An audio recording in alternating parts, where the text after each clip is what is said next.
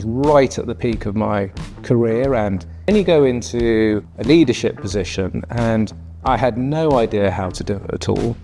And I didn't really know why I was doing it either. I don't feel I'm ready for it. I don't really want that responsibility. I remember at the time, you're kind of going, I do not want this.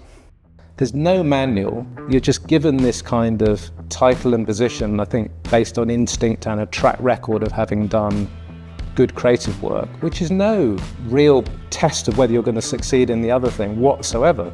I actually think that the courageous moment for me is just getting out of bed each day and kind of doing it and getting on with it, because at various times that was quite difficult. It was that accumulation of kind of leaning into the challenge, sometimes stepping into the storm, and having moments where I genuinely wanted to kind of quit. There's a whole thing around leadership, and it's kind of exacerbated in popular culture, of the solo, mythical, single leader who transforms everything, and that's just, it's by and large bullshit. Hello and welcome to the Courageous Leaders podcast. On today's show, we have Alex Grieve, Global and London Chief Creative Officer at BBH, and prior to that, he was CCO, AMV, BBDO. He was ranked the #1 CCO in the UK by Walk. He's also been ranked the #1 creative director in the world at Cannes Lions. Alex, welcome to the show. Thank you so much for giving us your time today. Thank you very much for having me. Oh, it's a real pleasure. It's a real honour to meet you. So we do thank you. Well, we'll see at the end. I'll let you know at the end if you. No pressure. I'd like to start by this is a Courageous Leaders podcast. What's been a courageous moment for you?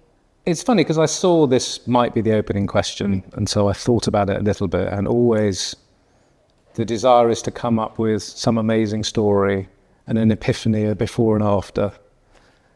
But then I reflect on it. I actually think that the courageous moment for me, and it'll be different for everyone else, is just the thing of kind of getting out of bed each day and kind of doing it and getting on with it, because at various times that was quite difficult. I thought that was probably the most honest answer to give in this kind of thing, rather than some lightning moment that changed my perspective on everything and I became a different person. Yeah. It was that accumulation of kind of leaning into the challenge, sometimes stepping into the storm, sometimes it was beautifully sunny, and the progression of those things, and having moments where I genuinely wanted to kind of quit, but not. And then also, and now I'm 57, I'm actually, You look great, so I just have to say that. Sorry. It's Botox, cost me a fortune.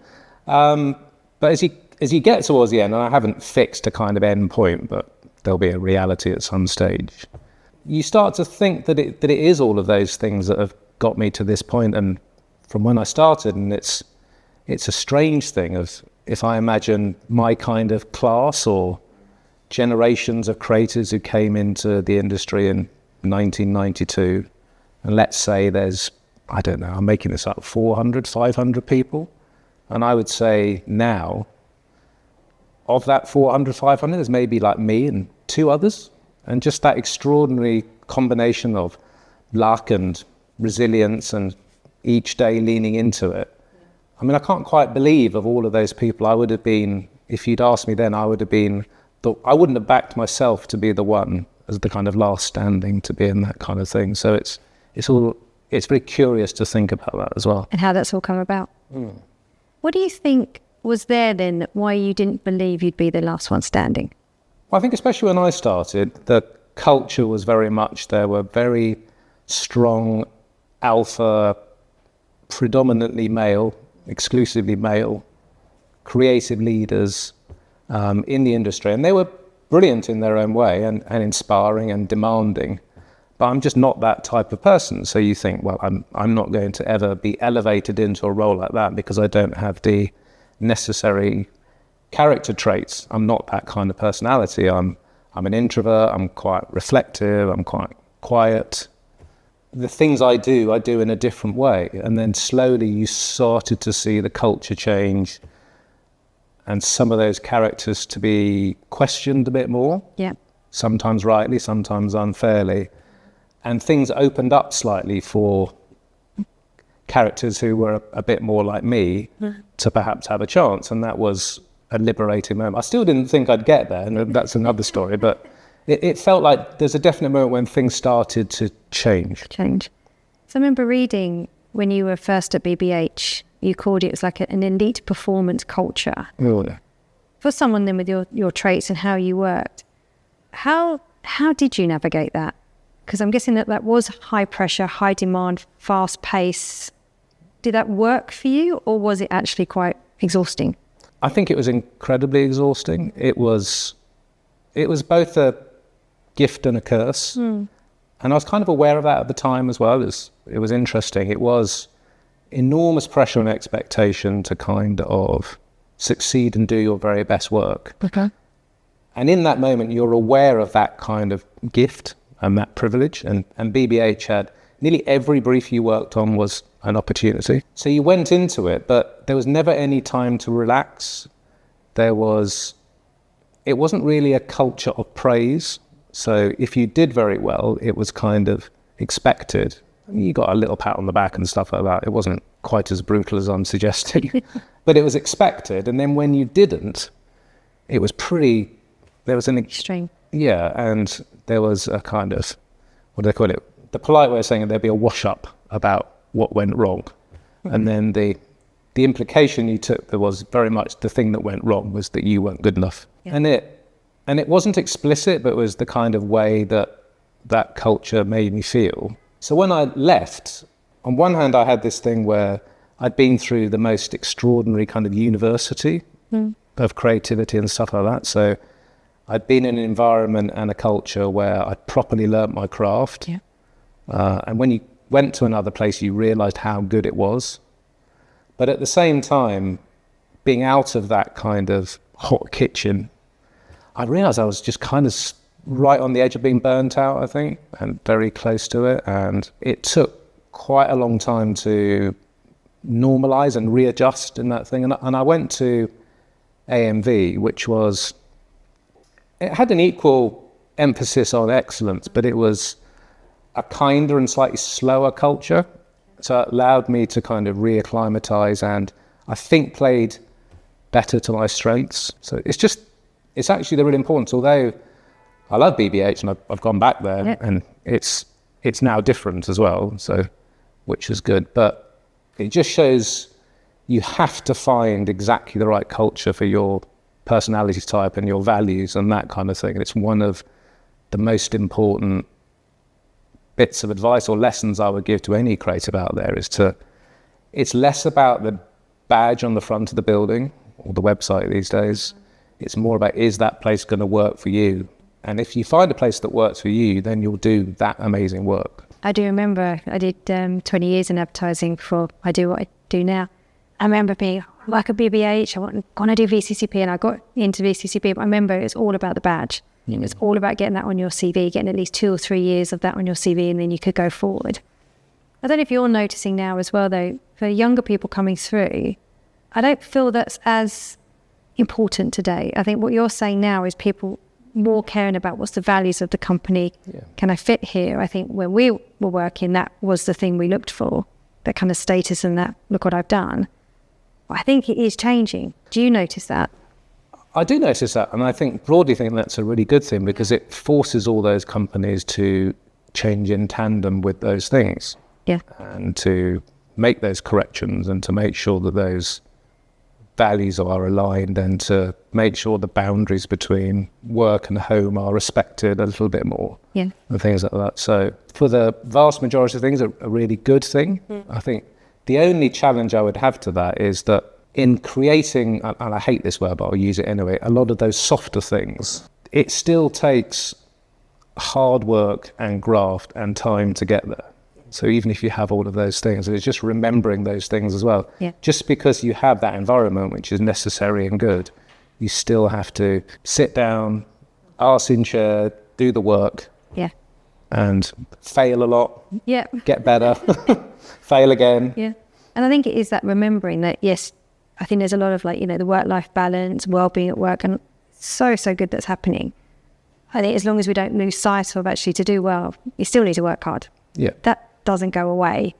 And I think some people may be at a remiss of, well, I'm just 9 to 5, I'm going at 5, which I never would do when I was going. It's like to leave before your boss did was like a no. You didn't do that. No. So I think it's changed a lot. And I think having the nice balance of the work that you need to do and have the good environment, as long as those two, I think, can work well together, I think companies can be very, very successful and people can be very successful. Yeah, and I think it's the companies that get that balance right are the ones that are successful because it's good business as well. Yeah.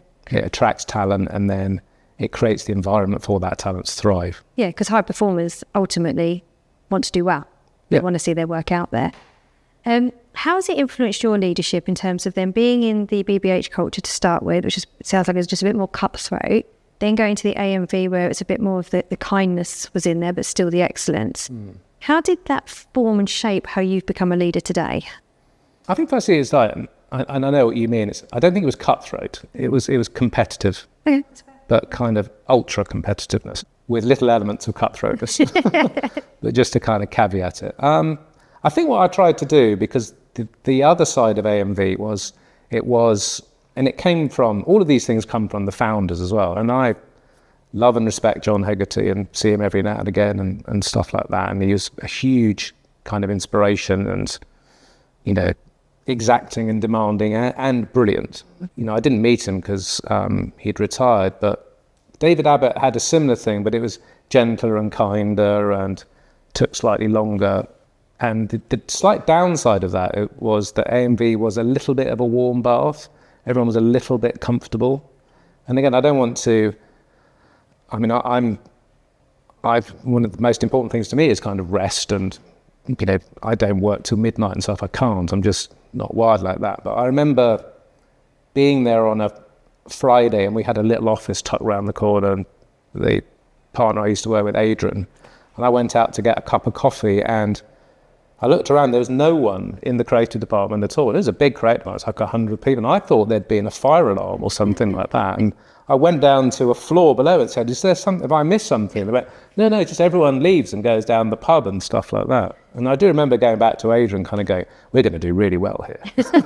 This is because bad I hope. We just worked a bit hard, and you put in, if you put in 20% more work than people like that, then you've got a better chance of succeeding. So putting a little bit more ice in the bath, so they had a bit of that, some of that rigor of BBH, but embracing the culture of, I mean, Peter Mead had a lovely thing of when in doubt, be nice, and stuff like that, which I loved. So embracing that. It sounds like that bringing the balance of the two together has worked well for you. Yeah, and it's circumstance, luck, it's just the blend of those two things worked really well at that time. And you know, there were brilliant people though. You were some of the best. I had the best creative department you can imagine. I mean, that helps. Yeah, it does. You mentioned before, you know, fail and lots of failures and stuff. If you've got any that kind of really stick out as a story to you that was, you know, a failure, but actually showed you and taught you something just so valuable for you to go through. Yeah, I think there's a good one. And I think anyone who makes the leap from a creative to a creative director, or then, I mean, there's so many titles there, but essentially from a creative to a leadership position. When I was a creative, I was very clear about two things. I knew how to do the job. I'd kind of spent 25 years learning the craft of what I did. And actually right at the point when I was made a leader, and this happens a lot, I was right at the peak of my career and in terms of confidence and output. So probably the worst time you could do it. And I also was very clear on the why of what I did, which was to make award-winning, famous work that shifted the needle for clients. And then you go into a leadership position, and I had no idea how to do it at all. And I didn't really know why I was doing it either. I had a vague thing to make the agency look good and look after people, but there's no manual. You're just given this kind of title and position, I think, based on instinct and a track record of having done good creative work, which is no real test of whether you're going to succeed in the other thing whatsoever. And you see it in so many other industries, like, you know, to use football, a great player doesn't become a great manager and stuff like that. So I remember doing one of the first things when we'd been put into that position, and there was a big pitch, and I was still in that mode where I thought it was my job to go in there and to solve everything and to do the work. And there's probably an element of the ego as well, that you want to prove that you're the one who can crack it. And it went disastrously wrong because you don't bring any of the other team along with you. In fact, you alienate them because they think you're taking the glory, not giving them the responsibility or the opportunity. We lost the pitch, and you had that very quick moment where you have to understand what went wrong and make sure you don't do it again. And it was then right, my job is not to crack this, it's to help other people express their creativity and get to the answer, and to be the one around the edges who's adding the 10% or correcting the direction of the thing so it stays on course. So it's hard earned, and it was a big bit of business that we lost. Very hard. And did you see that yourself, or did you need someone give you that feedback? Well, I think the good thing as well, because I did it together to begin with Adrian, and we always had a relationship where probably sometimes too much. We were quite self-critical and self-aware, so we would sit down and talk about things quite candidly about where we went wrong. So I think that helped, but you could kind of sense it as you were going through the process. It was like, I'm going to go in, I'm going to crack this is down to me, I'll show everyone how good I am, and then that'll set me up as a leader because you kind of led from the front and proved it. And then, 48 hours before the pitch, kind of going, oh Jesus, this work isn't very good. And actually I'm so close to it, I don't even know whether it's good. It might be good, but there's no one telling me whether it's good, so I don't know. Yeah. And was that quite a shift for you to let go? Yeah. Was it a bit of a transition to be able to just go in and not fix? And also a thing that took quite a long time to come to terms with. I think there's, and again, each one is personal, but for me, when we, and it was a semi kind of grand thing, the CEO at the time took Adrian and I out to a kind of hotel, and we didn't really see it coming. We thought there might be something, maybe they'll make us deputies or we get some kind of promotion, and kind of announce this kind of thing, and you're the, only the fourth people ever to have led AMV. And I remember at the time, you're kind of going, thank you. Oh, I do not want this. I really don't. So you definitely, there's no way. No, I mean, obviously didn't say that. No, but inside it. Yeah, I said, I don't feel I'm ready for it. I don't really want that responsibility. I feel I've just got to the stage of my career where you could give us any brief and we could crack it. And we'd had a real run of success where it finally feels like it's clicking. But then you think you can't turn something like that down, that privilege and that opportunity. So you kind of get into it. And then you're so busy, again, you're getting on with it. But reflecting, I think for about two years or so, maybe a bit longer, there was a part of me that was slightly sad and mourning the kind of job that I had previously. And stuff like that. Because it is being a creative, in a good way, is a gloriously selfish pursuit. You're just concentrating on yourself, with a partner, doing the very best work you can, and then you move into a thing where you have to be selfless, otherwise you're not going to succeed. Yeah. And it's, it took a bit of adjusting. Did you still do any of your own work, or did you completely step away and just guide? No, we tried to do like one piece of work a year, but for a very specific reason, as a thing to remind ourselves of how hard it is when you're confronted by a blank piece of paper. Because, again, one of the things I'd observed, I'd worked with certain creative directors who hadn't done it for quite a while and had forgotten how hard it is, and were kind of getting, so why haven't you done this? Where's it happening? Because it's hard. And I don't know how you do it. My husband's a creative director, and I'm just like, I just don't know. It's amazing for what you do. Yeah, sometimes. It is when you think about it. When you start, and then 6 months later you get to a thing, you go, how did that happen? Yeah. And it's like, constantly just on tap for ideas. Yeah. And I say with my husband, and I worked with creatives for years, it's, and my first job was a resource manager for creatives. I'm like, right, you've got to get that briefing. I'm just like, is it just on tap for ideas? And I used to feel for them sometimes of, what if you just have a day? It's just nothing. Yeah. Just go, brain just needs a rest. But there was that expectation for creatives. We just need them for a couple of hours we're stuck on this brief to see what they can do 2 hours. And you could just, the creatives just like, what? And I think it was taken for granted sometimes that, you'll just fix it. Yeah. It's quite a mental effort. It's a huge mental effort. And I think it's accelerated even more. And that is something, I think when I started, we did have the gift of time. And it was a different world, and there was less media and less places where you had to put the work. But I remember when starting at BBH, and it was like there was literally a chart that said radio ad 2 weeks, print ad a month, TV 6 weeks. You can imagine having a month to work on a print ad. That's amazing. It's actually too long. When you do yourself.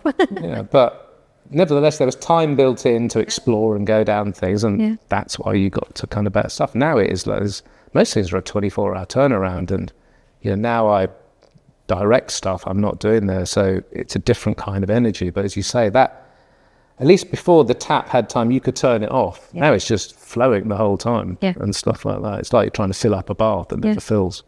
And what are you noticing with, the creatives you look after now and just creatives just in the industry? Are you seeing a different pressure? Are you seeing a different attitude to the work? What do you feel is changing? I think there is more burnouts, whether directly for people literally burning out with, at the worst extreme, proper mental health problems, but then just the general accumulation of that kind of pressure just making it harder and harder for teams. I think it's really hard. It's something I try to do and talk about, but we still don't do enough. Just that importance of rest. There's a great quote that someone did saying, rest is not a tax on creativity, but an investment in it, which I think is something that should be, on the front of every creative department and stuff like that, because the balance, even when you have time off, it's you're never off. I was talking to a client today, and he's going back to Australia, and he was saying, it's great now because there's Wi-Fi on the planes, and I can kind of work and get on Teams and do some stuff. I was going, I remember when planes used to be the one place where you could escape. Even on the plane, you kind of get things. I suppose it's a good thing, but it's also, there's no space where you can just be quiet. Switch off. And they're saying we notice even like going into waiting for a coffee. You wait, immediately everyone gets their phone out, and people just give your brain a chance just to be. It's like, why are we just trying to fill the gaps all the time? It's like we've got this, like, we can't just be without anything filling our brains with stuff. And especially with creatives, like I'll go swimming with my husband tonight. He'll come out the pool and be writing ideas down. Like he actually gets his best ideas really when he's swimming at the gym, when he's not at work. And he just says that's the only thing with a creative is you don't really ever switch because you're always connecting the dots to what could be a really good idea. Do you find that, or have you learnt to let go quiet? I'm better now, but for years I had a notepad by the side of the bed. We know you have a phone. Yeah, I mean, when there's a big project or a pitch, you never really switch off, and that weight of it is there all the time. Yeah. And stuff like that. And that's something you have to get used to in leading as well, I think. Yeah. How do you navigate in the creative department? Sometimes my dad was a chef, and I used to work in the kitchen with him, and it can get quite, heated. You can feel like, trying to get stuff out. How do you navigate? And I've been in a situation with a creative department, it is just full, there's loads going on, there's pitches and everything. What's your style of leadership? Because you come across as a very calm person. How do you keep that calm? Or are there times where you do actually have to really manage your own emotions just to make sure everyone can stay kind of stable? I think I've learned to be calm. I don't think I was when I was younger. I was more anxious and wanted it to happen more and was striving for it. And so there was quite a lot of pent-up energy around there. And I think one of the things, and again, it wasn't one specific moment, but over time, there was just a kind of realization that, and probably a self-protective thing as well, but I think it kind of works, was just to go in and to enjoy the process rather than worry about the outcome. And then you kind of get to the end and you kind of frame things to, what did I learn? Who did I get to know a bit better? What skills do I now have that are better? And I kind of thought like that. And then if the work's great, it's great. But the other thing is you're winning even if you're not winning. Even if the work isn't as good as you hoped for whatever reason, you still have things that you can take out. And that whole thing just made me a lot calmer about things in general because I worried less about the outcome and learned to enjoy the process. And I think when you do that, you then become naturally just more curious about people, which is another thing. And it just led to a thing. And then also I think as again, being in a leadership position, I think it is beholden on that role to have a sense of calmness and stuff. It is stormy, and people don't want someone running around panicking. That is a terrible kind of energy to give off. So there are lots of times when I'm shitting myself about stuff, but you just keep it down and stuff like that. It's like, I think the two most important things, from my perspective of creative directing and stuff, are calmness and clarity. Being kind of calm around the situation, because shit will go wrong, and it's about trusting in the process and trusting in the people. And then, the clues in the title: give direction and make that direction clear, and don't worry too much about if it's wrong, because you can change your mind as you go ahead. No one minds. What they do mind is if they leave a room and they don't know what to do. You need to create momentum and confidence, and then you can work out all the other stuff along the way. Really nice. I'm going to take that on board. Completely. It's lovely. You mentioned the word confidence. How do you help? So I think there's a bit of a crisis in confidence for a lot of people at the moment. How do you help the people you work with to build their confidence? I think you have to let people be who they are as much as possible, and not have a tried and tested approach to all, to recognize people's quirks and kind of back those. I think in general, try as much as possible to have a kind of spirit of kindness around things. I've very rarely seen the kind of stick approach work. There are very few people, outliers, who that seems to be the only way they can get motivated. They actually kind of want, but that's very rare. Most people, I didn't. You don't want someone beating you up. You want someone encouraging, reminding them of when they were at their best. Remember that great work that you did before. You did it then, you can do it now. Backing them. I think a big thing is around trust is when people get something wrong, kind of backing them again and trusting them again. I've had that a few times where a team has, and we've all done it, basically messed up, and then you give them something again rather than taking it away. You messed up, right? You're not in the cool club now. And you go, no, okay.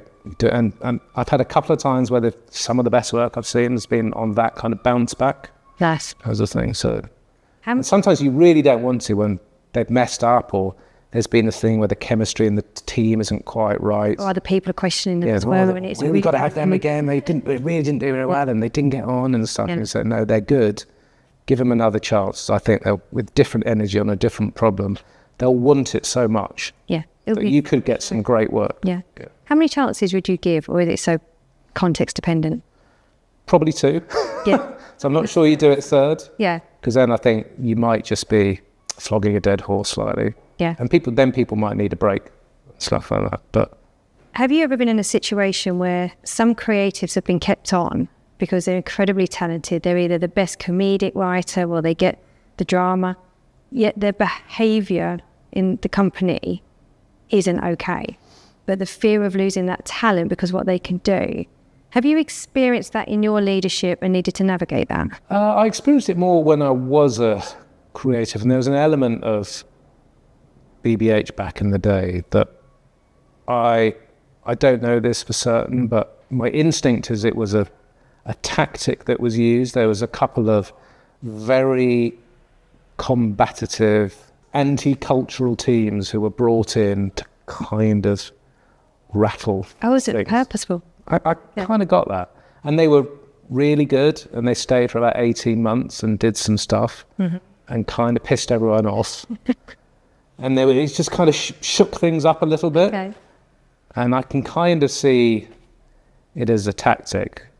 I mean, it's not something I've done. But I think in general it doesn't work. It's short term rather than long term. And BBH is good enough then that it could kind of tolerate that thing. And listen, I don't know whether it's conscious or unconscious, but it was weird. There were Peter there who was, they're just not right for this kind of thing. And they were quite indulged and did some stuff. I mean, it's quite funny, some of the things that happened and the stories. No, I generally think, especially now, that you have to have a thing that works for the collective and for the company. And as good as people are, there's enough good people who are nice as well.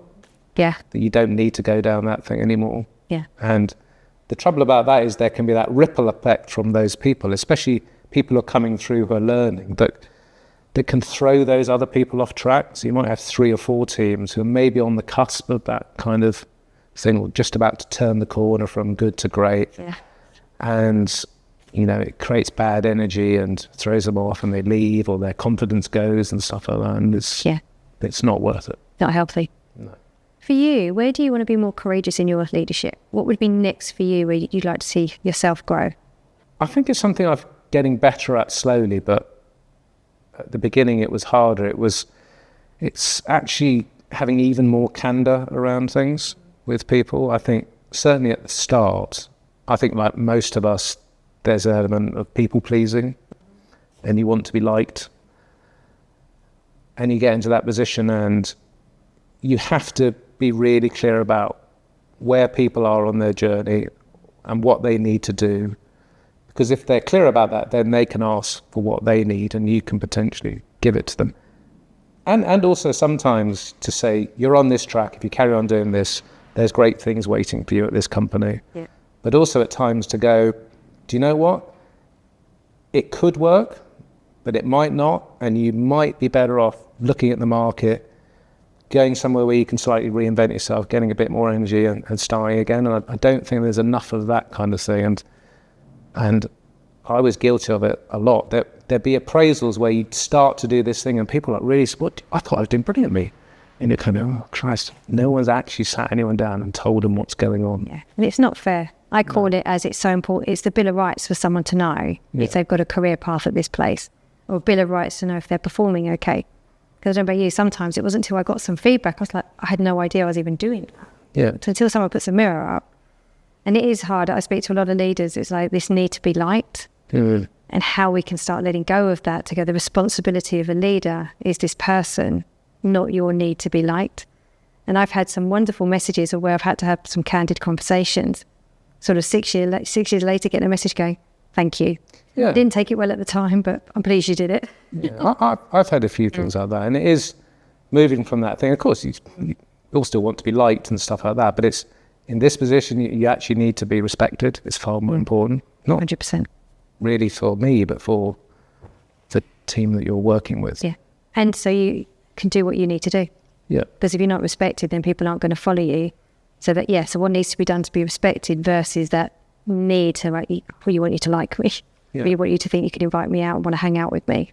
I think there's a real clear difference between those two. Yeah. And again, that transition is hard because when you're in the creative department, you're liked, hopefully by a lot of people. You're going down the pub and having a drink, and then you get a thing where you need to have, not that you can't do that, but it's a slightly different relationship, and it takes a bit of adjusting.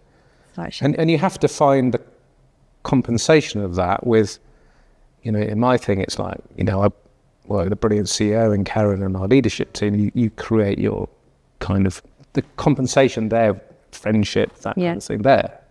That support. And support group and stuff like that. So with all your experience, from that elite performance to the bit more kindness to then becoming a leader, even though at the time you didn't feel you were ready, but you've done a brilliant job. What advice would you pass on to your younger self? Well, I think my younger self would be quite surprised to see me in this position. Now I go, wow, that's a surprise. I think it's that thing I was saying earlier. It's really learning to enjoy the process rather than worrying too much about the outcome. I think it is a thing, depending on your personality type, about really making sure to manage your energy. I think the world is primarily set up for extroverts. Yeah. And if you're not on that thing, a lot of those things, especially in a leadership, you're talking to a lot of people every day, back-to-back meetings, and it's massively draining. So you have to find things outside that and then compensate it. I do, so your husband's for me, I do kind of fitness and cycling is my way of switching off and stuff like that. So you need to find a thing to compensate for that, and then just keep on doing it every day. Get out of bed. Keep showing up. Yeah. And I think that's where gratitude comes so much here. Yes. I remember I woke up the morning and went, I'm still here. This is lovely. And then, and I think getting that perspective of actually what could I achieve today, and just being grateful for being here and the ability to show up, I think is lovely. Yeah, I think the gratitude thing as a final thing, actually, it's a really good point. And again, this is something that has come slightly later, because I think I had it, I didn't frame it or ever put it in those words. Just, there's a whole thing around leadership, and it's kind of exacerbated in popular culture of the solo, mythical, single leader who transforms everything. And that's just, I mean, there are a few Steve Jobs and stuff like that, but it's by and large bullshit. You are only good because you're surrounded by a bunch of brilliant people. And firstly having awareness of that, and then just being fucking grateful for it. Yeah. And the chance and opportunity and luck that you've had to get you into this kind of position. It's like, the danger of leading is there's a lot of lovely things that it gives, but you need to also often have a word with yourself to remind yourself that you're not that special. No. And if you are, it's often always, in fact, not often, because of the people underneath who do all the work. That's brilliantly said. Thank you. Before we close, is there any final words or final messages or anything you'd like to say to the listeners? No, I don't think so. I mean, it's good we brought up that gratitude point at the end, so I think it's a good place to close. Yeah. And I think gratitude was one of the things that helped me to be calm. Yeah. So I think as soon as you get, just like, hang on a minute. Yeah. Let's just look at how, what an amazing world we're living in. Yeah. And calm it down. It's a nice thing to reflect. I know it's very in vogue about gratitude journals and stuff, and I don't write down, but I don't do it every morning. But at my best, morning routines are quite good, but I haven't got 100%, time. no, it's a non-negotiable for me. Just taking a moment to think before the day, remind yourself that you should be grateful for what you have and the position and the privilege that we have. It is a good way to set yourself for the day as well, I think. Yeah. I'm a big morning routine man. I am. If I don't do my morning routine, my day never goes as well. It's so important. What time do you get up? I mean, 7, not super early. I should be a bit earlier. I'm still struggling there. But I don't do it every morning, but there's someone did it. It's like the 3 M's you do: mindset, movement, and mindfulness. Yeah. If you find a little thing there. I do know that one. It's one of the doctors. That kind of works. Yeah, I think it's really good. Yeah. Thank you so much for your time. Pleasure, thank you. Sharing your stories. It's very, very valuable for the people listening. So thank you very much. And thank you for everyone watching. Take care. If you've been loving our Courageous Leaders podcast, please can I ask you to subscribe to our YouTube channel. Your support helps keep the quality content coming and reach listeners like you that we can then really, really help. We fund this podcast ourselves, so to have your support means that we can keep delivering week on week. Thank you.